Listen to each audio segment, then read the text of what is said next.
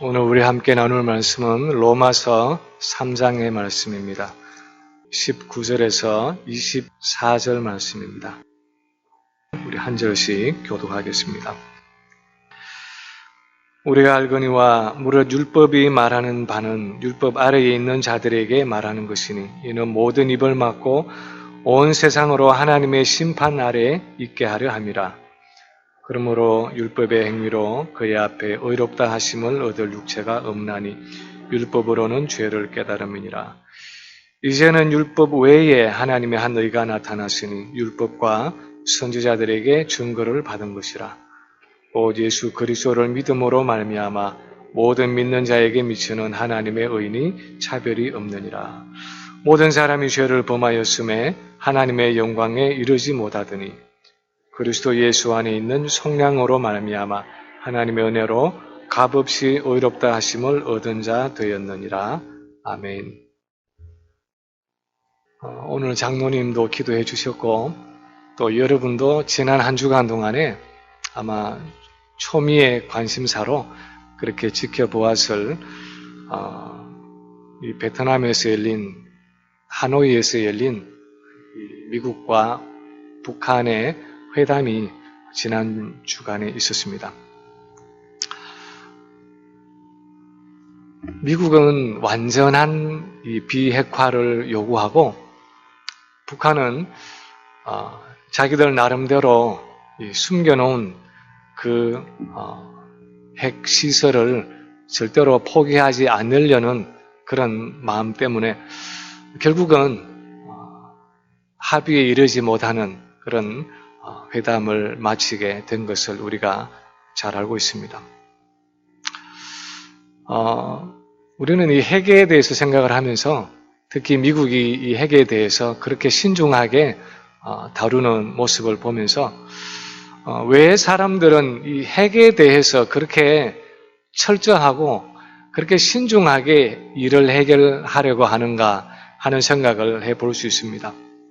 왜냐하면 이 핵무기라는 것은 단순히 어떤 한 도시나 아니면 어떤 한 나라 정도가 아니라 심지어는 정말 온 세계를, 인류 전체를 멸망시킬 수도 있는 그런 아주 치명적인 무기이기 때문입니다. 요즘 영화 중에 어떤 영화는 3차 대전이 일어나서 3차 세계대전이 핵전쟁으로 인해 가지고 온 문명이 다 파괴돼서 폐허가 되고 그리고 겨우겨우 살아남은 다른 모든 인류는 다 멸절하고 겨우 생존한 몇 사람들이 이 지구상에 남아가지고 이제 원시 문명으로 돌아간 그런 상황에서 생존하기 위해서 허덕이는 그런 종류의 영화가 지금 많이 나와 있습니다. 그래서 어떤 사람들은 실제로 앞으로 그런 날이 올는지도 모른다 생각을 하고 그런 핵전쟁이 일어났을 때에 피할 수 있도록 지하에다가 핵을 피할 수 있는 이 벙커를 어떤 그 수십 미터 밑에다가 땅을 파고 들어가서 거기다가 아주 두꺼운 콘크리트를 가지고 그 집을 만들어서 그 안에서 바깥에서는 아무리 핵폭탄이 터지고 방사 능이 그렇게 퍼진다 해도 안에서 안전할 수 있는 지하 벙커를 만들어 놓고 있다고 합니다.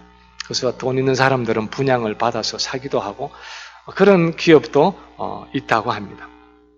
근데 만약에 정말 이 지상에 핵전쟁이 일어나서 모든 인류가 다 그 방사능의 그 위험에 노출되어 죽어가고 있는데 그런 안전한 지대가 있다면 그래서 우리가 만약에 핵전쟁이 났는데 거기에 들어가서 핵의 위협으로부터 보호를 받을 수 있다면 정말 그야말로 그것은 피난처라 말할 수 있고 또 어쩌면 안식처라고 말할 수 있을는지 모르겠습니다. 근데 제가 왜 설교 시간에 지금 핵 이야기를 하는가 하면 오늘 바울이 그려내고 있는 이 본문의 모습이 어떻게 생각하면 영적으로 그것과 상당히 흡사한 모습을 그려내고 있다고 말할 수 있습니다. 우리가 지금까지 로마서 본문을 살펴보고 있지만 죄라는 것이 세상에 들어와서 우리 온 인류를 핵인질로 삼았습니다. 그래서 온 인류의 심령 속에 보이지 않게 자기의 거대한 이 죄의 세력을 구축해 놓았습니다. 그래서 인간의 마음에서부터 나오는 마음의 생각과 또 말과 행동과 우리의 모든 삶이 죄의 지배 가운데서 죄의 증상들을 보여주고 있고, 그래서 바울은 우리 모든 인류가 다 예외 없이 유대인이든지 헬라인이든지 심지어는 우리 그리스도인들조차도 그런 죄의 세력 아래 있다 그렇게 말하고 있고, 죄가 온 인류를 다 장악하고 있다 그렇게 폭로하고 있습니다. 이 죄의 세력에서 자유로운 사람은 이 땅 위에 아무도 없다 하는 절망적인 사실을 바울이 지금까지 말해왔습니다. 그런데 오늘 본문에서 바울은 이 절망적인 상황의 터닝 포인트를 말해주고 있습니다. 지금까지는 계속해서 죄의 절망에 대해서 얘기를 해왔는데 이제는 거기에서 전환점을 말하고 있습니다. 온 인류를 지배하는 이 죄의 세력 가운데에서 마치 그 핵전쟁 속의 지하 벙커처럼 하나님께서 그 죄의 세력 가운데서 우리가 피할 수 있는 피난처, 안식처를 예비해 두셨다 하는 말씀을 오늘 본문 가운데 하고 있습니다. 먼저 바울은 지금까지의 논쟁의 결론으로 모든 인류가 다 그 죄악됨 때문에 하나님의 형벌과 심판 가운데 있다 하는 말씀을 여전히 하고 있습니다. 19절 20절에 보면 이렇게 말합니다. 우리 한번 로마서 3장 19절 20절을 같이 한번 읽겠습니다. 우리가 알거니와 무릇 율법이 말하는 바는 율법 아래에 있는 자들에게 말하는 것이니 이는 모든 입을 막고 온 세상으로 하나님의 심판 아래에 있게 하려 함이라. 그러므로 율법의 행위로 그의 앞에 의롭다 하심을 얻을 육체가 없나니 율법으로는 죄를 깨달음이니라. 유대인들은 율법을 성문화된 글로 써진 형태로 하나님으로부터 받았고, 이방인들은 그 율법의 내용을 인간 본성의 양심이라는 법으로 받았는데, 어떤 식으로 말하든지 간에 온 인류가 다 하나님께로부터 율법을 받기는 했지만, 그러나 그 율법을 지켜서 그 선함과 그 의로움을 가지고 하나님 앞에 나갈 수 있는 사람은 아무도 없다는 것입니다. 세상에 하나님께서 모든 사람에게 하나님의 거룩하심의 표현은 율법을 주기는 하셨지만, 그러나 그 율법을 지키는 선함을 가지고 하나님과의 관계를 회복하고 또 하나님과의 교제 속으로 들어갈 수 있는 사람은 이 세상에는 아무도 없다는 것입니다. 그것이 우리 인간의 절망이고 우리 인간의 영적인 현실이라는 것입니다. 그리고 바울은 또 덧붙이기를 하나님이 주신 율법은 오히려 우리가 얼마나 죄악된 존재인지를 보여주는, 그래서 우리가 얼마나 절망 가운데 있는지, 하나님의 율법을 볼 때마다 내가 얼마나 죄악된 존재인지를 보게 만드는, 그래서 우리의 절망이 얼마나 깊은지를 더 확실하게 보여주고 깨닫게 하는 역할을 한다는 것입니다. 그래서 오늘 이 본문 19절 20절에서 바울이 내리는 결론은 유대인이나 이방인이나 할 것 없이 온 인류가 다 죄의 부패성과 죄의 세력 아래 있고, 그래서 하나님의 심판과 형벌 아래에 있다는 것입니다. 이것이 율법의 한계이고 우리 인간 노력의 한계라는 것입니다. 하나님께서 우리에게 율법을 주셨지만 이 율법의 의를 가지고는 하나님 앞에 설 수 있는 사람이 아무도 없다는 것입니다. 다시 풀어 말하면 율법의 의라는 것은 내가 하나님 앞에 어떤 일을 해가지고 우리 인간의 노력을 가지고는 그 누구도 하나님 앞에 설 수가 없다는 것입니다. 우리가 지난 수요일에 사형리에 대한 이야기를 같이 나누면서 거기에 거룩하신 하나님은 위에 계시고 죄악된 인간은 밑에 있는데 여러 화살표들이 인간이 가지고 있는 여러 가지를 가지고 하나님께로 가고자 하는 인간의 노력들을 그 그림에서 그리고 있습니다. 그래서 인간은 우리의 종교나 또는 철학이나 또는 선행이나 또는 그 무엇을 통해서 끊임없이 하나님께로 가려고 하지만 그러나 그 무엇으로도 우리 인간의 노력을 가지고는 하나님과 끊어진 그 관계를 회복할 수 없고 하나님과의 교제 속으로 들어갈 수가 없다는 것입니다.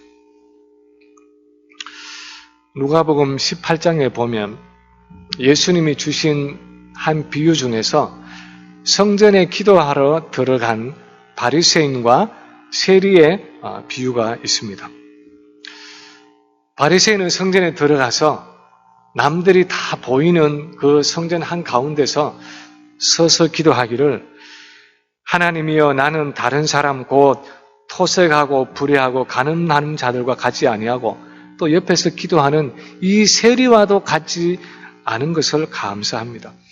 나는 일주일에 2번씩 금식하고 내 소득의 모든 11조를 다 하나님께 드립니다 하면서 가슴을 펴고 아주 떳떳하게 하나님께 기도를 했습니다. 그런데 같이 기도하러 들어갔던 세리는 멀리 구석에 서서 하늘을 감히 쳐다보지도 못하고 가슴을 치면서 하나님이여 불쌍히 여기소서 나는 죄인으로소이다. 그렇게 기도했다고 예수님이 말씀을 하셨습니다.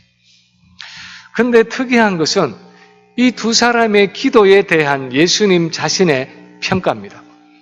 예수님이 마지막에 말씀하시기를 이 두 사람 중에서 누가 더 의롭게 돼서 돌아갔느냐 할 때에 이 바리새인이 아니라 세리가 하나님 앞에서 더 의롭게 되어서 집으로 내려갔다. 그렇게 말씀을 하고 있습니다. 다시 말하면 이 바리새인이 아니라 세리가 하나님과의 관계가 회복되어서 집으로 내려갔다는 말입니다. 우리는 그렇게 질문할 필요가 있습니다. 어째서 아무리 바리새인이 위선적이라고 하지만 그래도 그 당시에 가장 선하고 가장 어렵게 살았다고 말하는 그런 이 바리새인보다도 죄를 그렇게 지으면서 동족의 그 정말 피를 빨아먹는 것처럼 그렇게 세금을 포탈하면서 이 식민지 로마 국가를 위해서 일했던 그 세리가 하나님 앞에서 의롭게 되어서 돌아갈 수가 있었을까? 우리는 의아해하는지 모릅니다. 그런데 예수님의 포인트는 분명합니다. 그 어떤 착하고 선한 사람도 하나님 앞에서는 자기 자신의 의를 가지고 나갈 수 없다는 것입니다.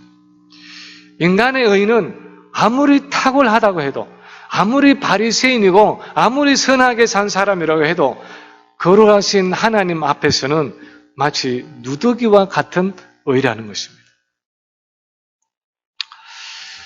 저희 집에 제가 책을 들여다 놓고 이제 공부도 하고 글도 쓰고 하는 그 서재가 동남쪽입니다. 그래서 날이 좋으면 이제 아침에는 볕이 드는 쪽에 제 방이 있는데 그래도 대체로 제가 쓰는 방이 밑에 마루로 되어 있고 또 이제 집사람이 늘 부지런히 청소를 한다고 하고 또 방 안에 공기청정기까지 있기 때문에 보통 때 보면 저는 늘 그래도 우리 방은 깨끗하다 이렇게 생각을 하면서 지냈습니다. 근데 어떤 때 햇빛이 들어올 때 햇빛이 들어와서 창문으로 햇살이 들어와서 방 안을 비출 때에 한번 방 안을 들여다보면 얼마나 그전에는 전혀 생각지도 못하는 얼마나 많은 먼지가 그 방 안에 떠돌아다니고 있는지 모릅니다. 거기다가 만약에 옷을 한번 벗고 입으면서 햇살에 비춰보면 얼마나 먼지가 많이 나는지 그 공기를 마시고 방 안에 앉아 있다는 것이 정말 참 두려울 정도로 먼지가 많다는 것을 깨닫게 됩니다. 근데 사실 우리 인간의 인격과 삶이라는 것이 그런 것입니다. 내가 보기에는, 그냥 사람들이 보기에는 평소에는 이만하면 나는 괜찮다고 생각을 합니다. 다른 사람과는 비교해서 별로 내가 나쁘지 않다고 생각을 합니다. 그러나 거룩하신 하나님 앞에서는, 하나님의 그 거룩하신 빛에는 나는 정말 죄와 부정함 자체라는 것입니다.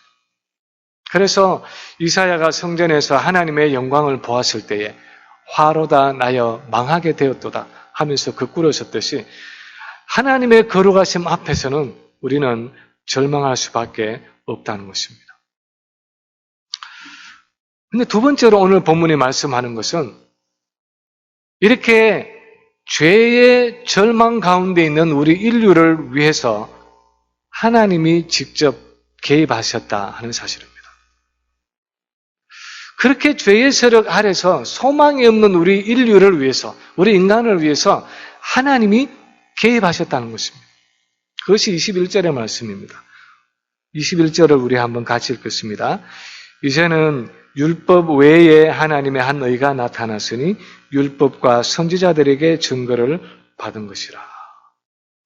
율법 외에 하는 이 말은 율법에 관계없이, 다시 말하면 우리 인간의 선행이나 노력과는 상관없이 하는 의미입니다. 우리 인간이 하나님이 주신 율법은 가지고 있지만 그 율법을 지킴으로는 하나님과의 관계를 회복하고 하나님과의 교제 속으로 들어갈 수 있는 사람, 그 누구도, 아무도 그런 사람이 없다는 사실을 하나님이 아셨습니다. 그래서 그 율법과는 관계없이 하나님이 선수 우리 인간 역사 속에 개입하셨다는 것입니다. 이제는 하나님의 한 의가 나타났으니 하는 이 표현은 우리가 1장 18절에서 보았던 하나님의 진노가 불의로 진리를 막는 사람들의 모든 경건치 않음과 불의에 대하여 하늘로부터 나타나나니 하는 그 표현과 대조를 이루는 말입니다. 인간의 죄로 인해서 유대인이나 이방인이나 할 것 없이 그 하나님이 주신 율법을 지키지 못하는 그 인간의 죄로 인해서 하나님의 진노가 지금까지 먹구름처럼 우리 인류 위에 드리워져 있었습니다. 그런데 이제는 하나님께로부터 온 그 근원을 말하면 하나님께로부터 왔고 또 그 성격을 말하면 하나님 자신의 의가 되는 이 하나님의 의가 우리에게 나타났다는 것입니다. 하나님의 의 하는 사실 이 단어는 굉장히 성경에서 독특한 단어이고 많은 의미를 가지고 있는 단어입니다. 이 righteousness of God 하는 것은 아마 가장 쉽게 풀어서 영어로 설명하면 right standing with God, 하나님과 바로 서 있는 관계 하는 그런 의미입니다. 불의하게 인류를 사로잡고 있는 그 죄의 세력을 심판하셔서 이제는 우리가 하나님과의 바른 관계 속에 들어갈 수 있도록 하는 그것이 바로 하나님의 의, righteousness of God 하는 것입니다.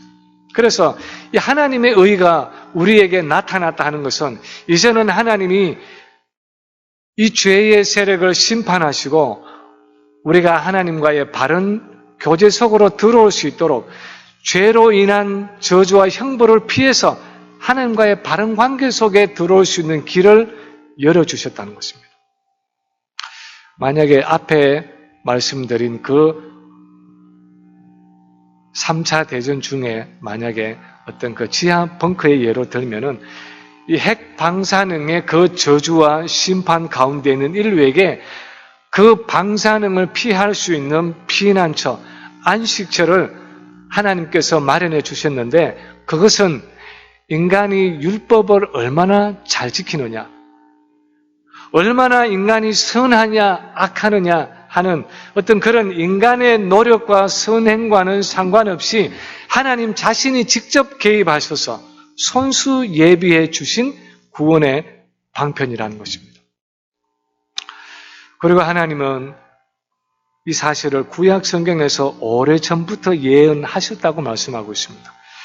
율법과 선지자들에게 증거를 받은 것이라 하는 이 말씀은 율법과 선지자 하는 것은 구약 성경을 말하는 것인데 구약 성경에서 오랫동안 그것을 증거해 왔다는 것입니다. 예를 들어서 창세기 3장 15절에 나오는 하나님이 뱀에게 내리신 저주도 바로 그것이었습니다.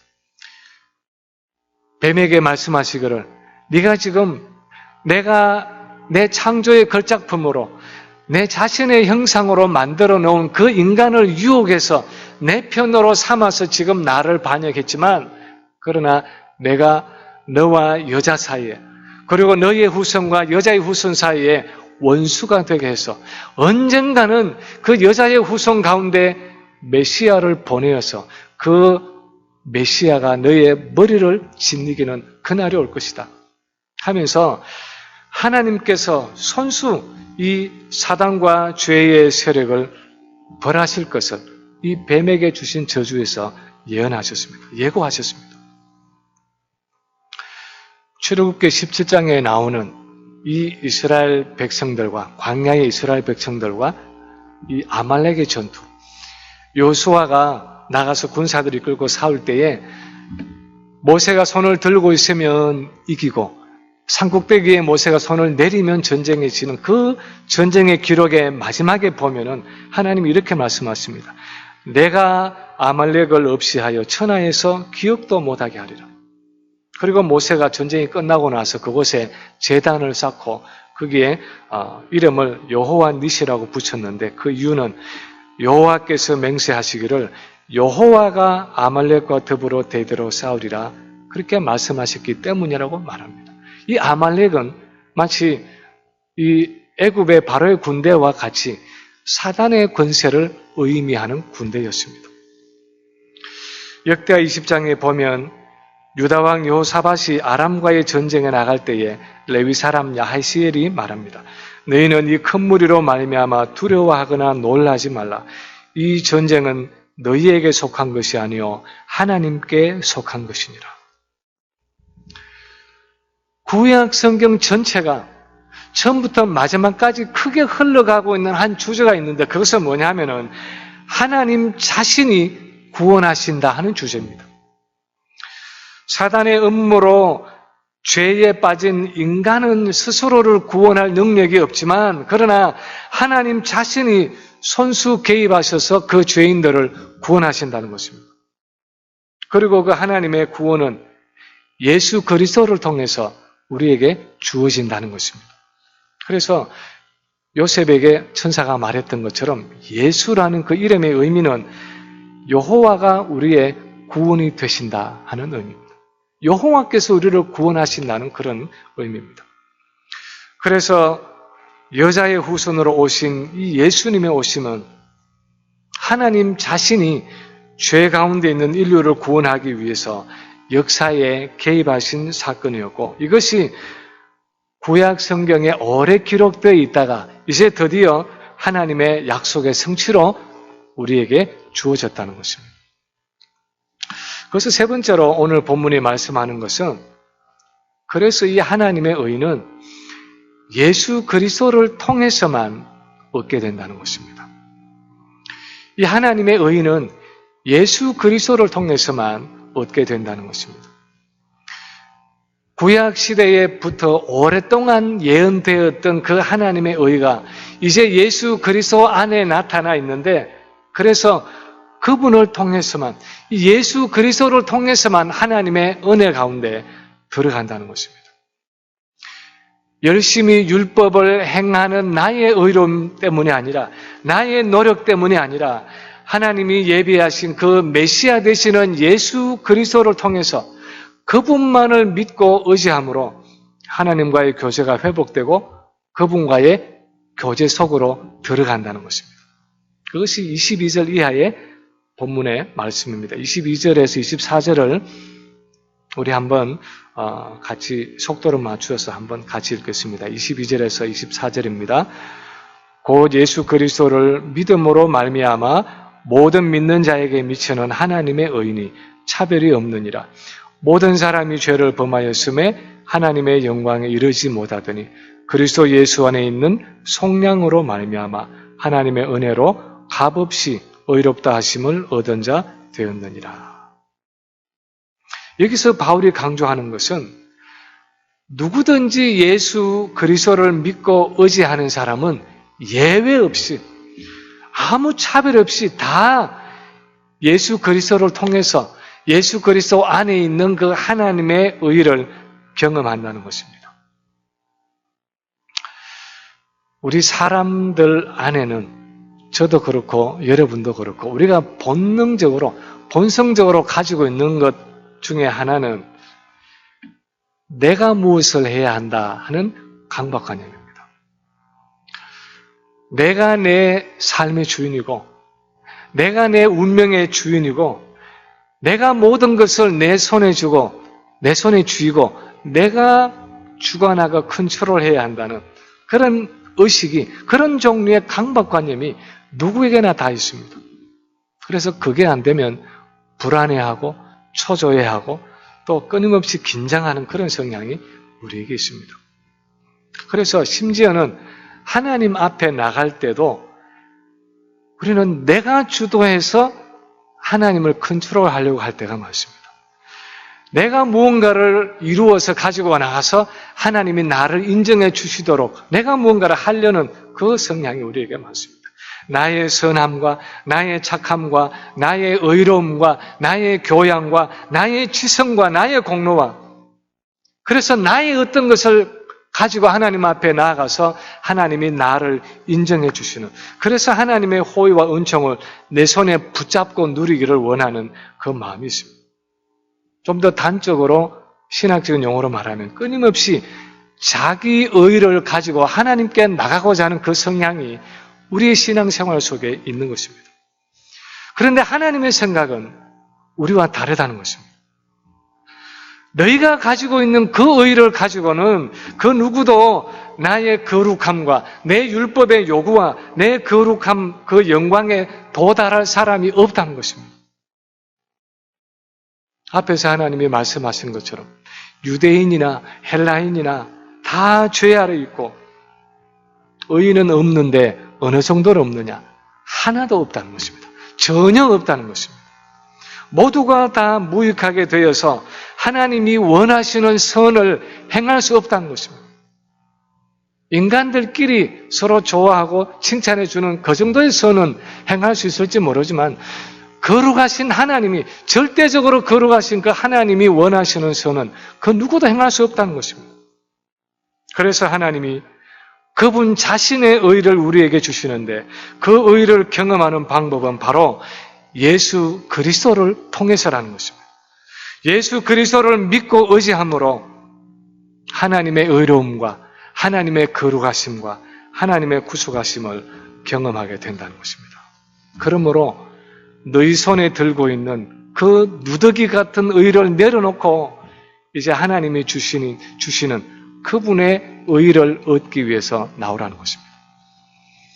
목마른 자들아 물로 나오라 돈 없는 자도 오라 너희는 와서 사 먹되 돈 없이 값 없이 와서 포도주와 젖을 사라 하는 그 이사야서 55장의 말씀처럼 너희 죄인들은 이제 다 모두 다 예수 그리스도께로 와서 하나님이 주시는 의, 하나님이 주시는 그 생명, 하나님이 주시는 그 사랑과 능력을 공급받으라는 것입니다. 그 당시에 많은 유대인들이 마지막까지 이해하지 못했던 그것이 바로 이 점이었습니다. 예수님 당시에도 그랬고 바울 당시에도 그랬고 유대인들은 그들은 자신의 의로움과 거룩함으로 얼마든지 하나님 앞에 나갈 수 있다고 생각을 했습니다. 그래서 바울이 바리새인으로서 철저하게 살아갔던 자기의 과거를 뒤돌아보면서 고백한 것처럼 모든 유대인들이 그 당시에 모든 사람들이 율법에 흠이 없는 자로 살아가려고 애썼습니다. 왜요? 그렇게 나가면 하나님이 그것을 가지고 자기들을 받아주실 거라고 생각했습니다.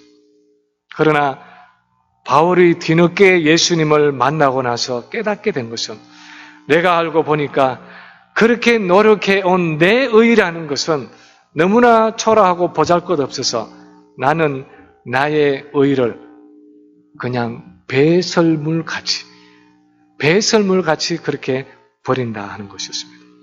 빌립보서 3장 8절 이하에 보면, 내가 그를 위하여 그 모든 것을 잃어버리고 배설물로 여기면 그리스도를 얻고 그 안에서 발견되려 하매니, 내가 가진 의는 율법에서 난 것이 아니요, 다시 말하면 내 노력에서 난 것이 아니요 오직 그리스도를 믿음으로 말미암은 것이니 곧 믿음으로 하나님께로서 난 의라, 그렇게 말씀하고 있습니다. 예수 그리스도만이, 그분을 믿는 그 믿음으로만 하나님께 나아갈 수 있고 하나님과 교제할 수 있다는 것입니다.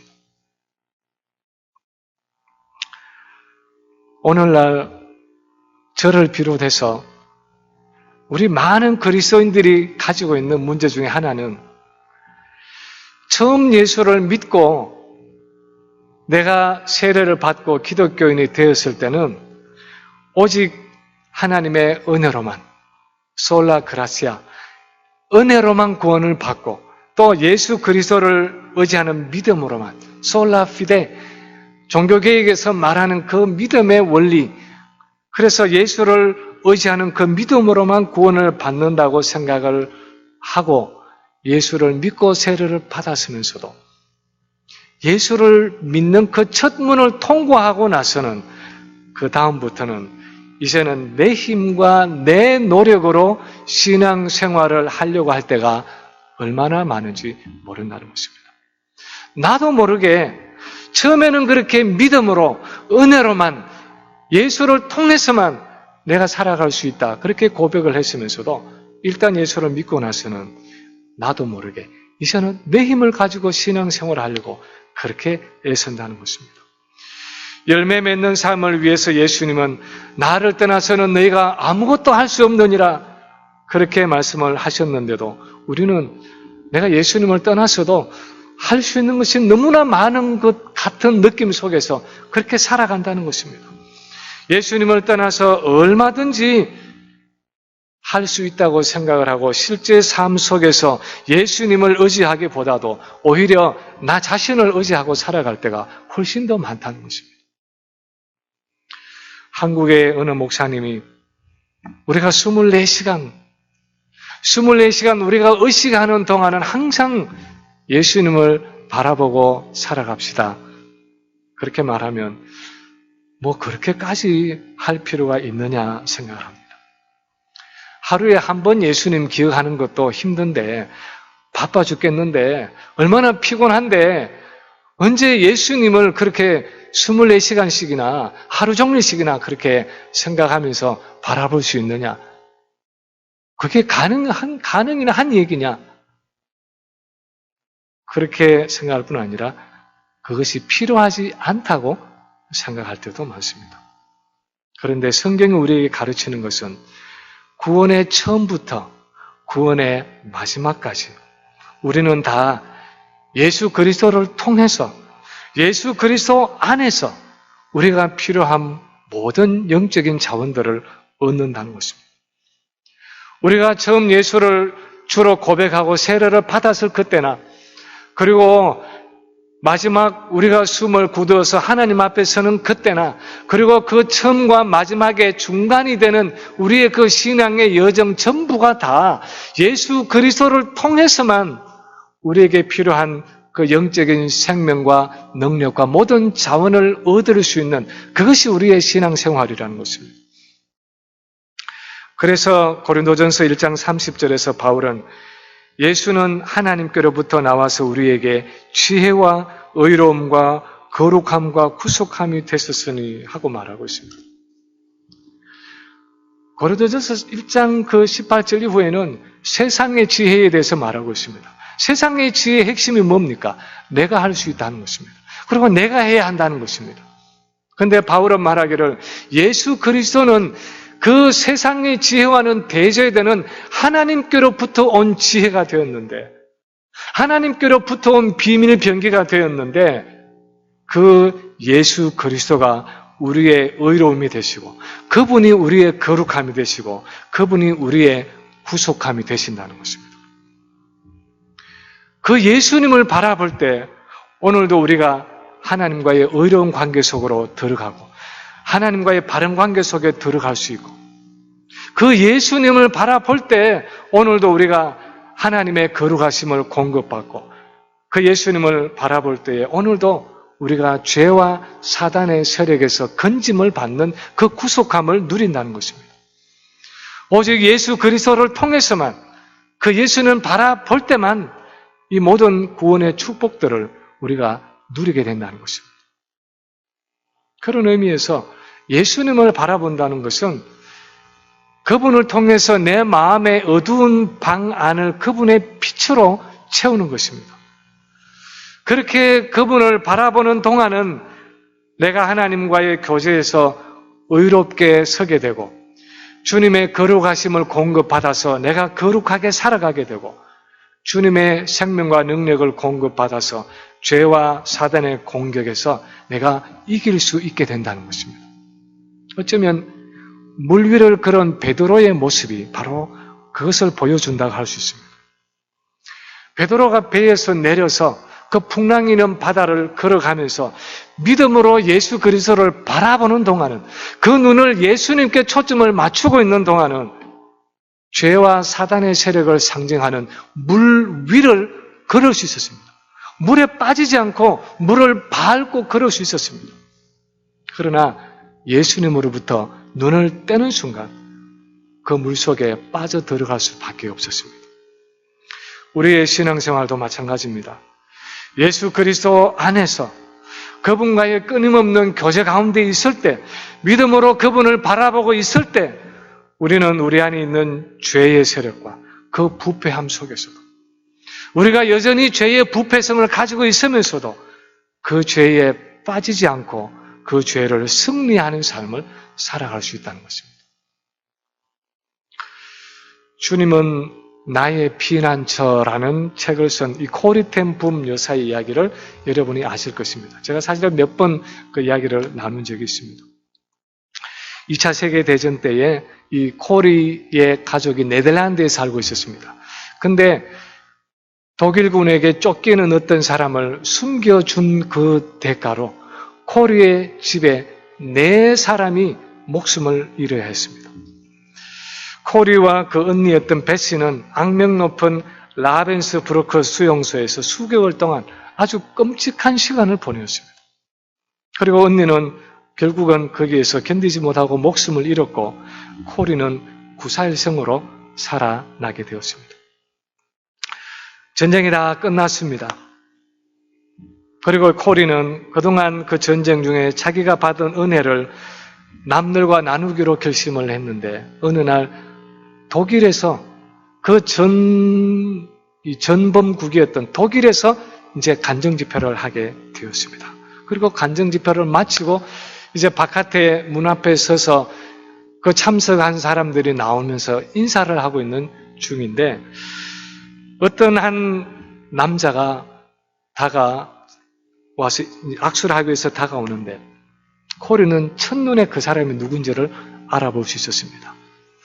자기가 언니와 함께 라벤스부르크의 수용소에 같이 있을 때에 그렇게 끔찍하게 아주 잔혹하게 언니와 자기의 고통을 주고 결국은 언니를 죽게 만들었던 바로 그 간수장 그 사람이 지금 악수를 하기 위해서 자기 앞에 서 있는 것입니다. 이렇게 말했습니다. 코리 앞에 서서 그 간수가 말하기를 그 남자가 말하기를 라벤스부르크에 계셨다고 했는데 제가 그곳 간수였어요. 그렇지만 그 후에 예수를 믿고 기독교인이 되었습니다. 그렇게 말하면서 그는 자신이 저지른 죄에 대해서 하나님께 용서를 구했다고 말하면서 코리에게 손을 내밀었습니다. 저를 용서해 주시겠습니까? 훗날의 코리텐 붐이 그래서 이렇게 쓰고 있습니다. 그 당시 상황을 가지고 글로 쓰면서 그가 제게 손을 내밀고 있던 그 몇 초 동안 제게는 몇 시간이 흐른 것 같았습니다. 그때가 제 인생에서 가장 힘든 순간이었습니다. 저는 마음속으로 기도했습니다. 도와주세요, 주님. 제가 손은 내밀 수 있지만 그것이 제 한계입니다. 미움과 분노가 가득한 제 마음에 용서하는 마음이 생길 수 있도록 도와주세요. 저는 제게 내민 그 손을 향해 뻣뻣하게 굳은 몸을 움직여 겨우 제 손을 내밀었습니다. 그러자 믿을 수 없는 일이 일어났습니다.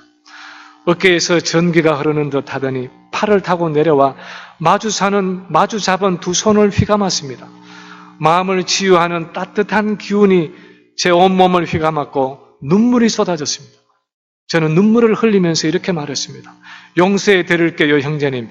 온 마음을 다해 용서할게요. 한때 간수와 포로였던 우리는 한동안 서로 손을 맞잡고 놓지를 못했습니다. 하나님의 사랑을 그때만큼 강하게 느낀 적이 없었습니다. 도대체 무슨 일이 일어난 것입니까? 코리가 믿음으로 주님을 바라보았을 때에 주님이 그녀의 마음속에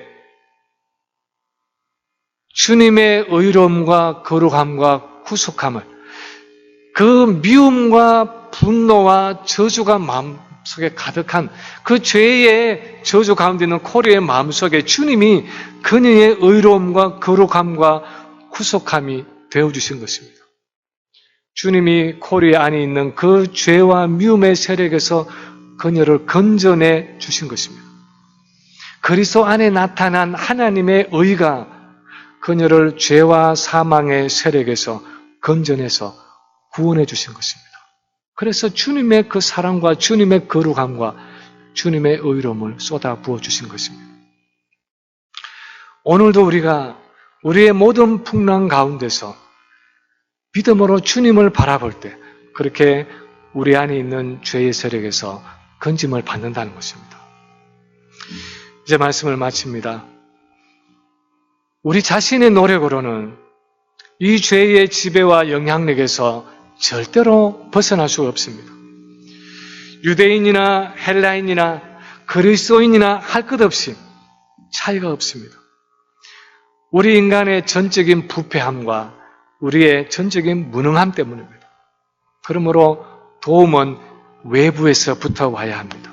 그래서 하나님은 예수 그리스도를 우리에게 보내주셨습니다. 예수 그리스도 안에 죄의 세력을 징벌하시는 하나님의 의가 나타나 있다고 말씀하십니다. 예수 그리스도 안에 하나님의 의가 나타났다고 말씀하고 있습니다. 예수님은 우리의 길이 되시고 진리가 되시고 생명이 되십니다. 그분이 우리의 의로움이 되시고 우리의 거룩함이 되시고 우리의 구속함이 되십니다. 우리가 그분을 바라볼 때 우리에게 생명이 주어지고 우리에게 길이 열리고 우리가 진리 가운데 서게 되는 것입니다. 그때 주님을 바라볼 때 그때 우리가 하나님 앞에서 의롭게 살아가고 거룩하게 살아가고 죄를 이기는 승리하는 삶을 살아가게 되는 것입니다. 예수 그리스도를 통해서 항상 우리 안에 있는 이 죄의 세력을 이기고 승리의 삶을 살아가는 저 여러분의 삶이 되시기를 주님의 이름으로 간절히 축원합니다.